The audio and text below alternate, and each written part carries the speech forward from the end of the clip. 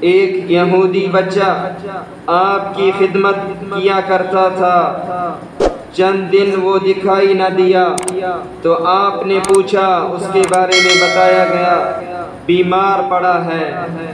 آپ صلی اللہ علیہ وسلم اس کے گھر تشریف لے گئے، اندر داخل ہوئے، اس کے چارپائی کے پاس پہنچے تو آپ صلی اللہ علیہ وسلم نے محسوس کیا اس کی سانسیں اکھڑ رہی ہیں۔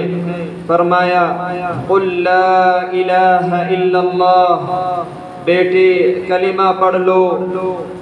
بیٹا بڑی بے بسی میں اپنے باپ کو دیکھتا کہ باپ رکاوٹ بنے گا، باپ نہ ہوتا میں کلمہ پڑھ لیتا۔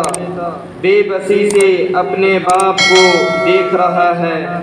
باپ نے کہا، اطع ابا القاسم، ابو القاسم کی بات مان لو، یعنی رسول اللہ صلی اللہ علیہ وسلم کی بات مان لو۔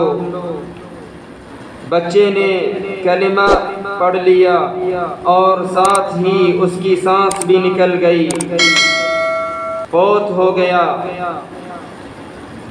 یہودی گھرانہ ہے، یہودی باپ ہے، خود بھی یہودی ہے، مگر یہ گھڑی بابرکت ثابت ہوئی۔ کسی گھڑی کو آپ منحوس کریں گے۔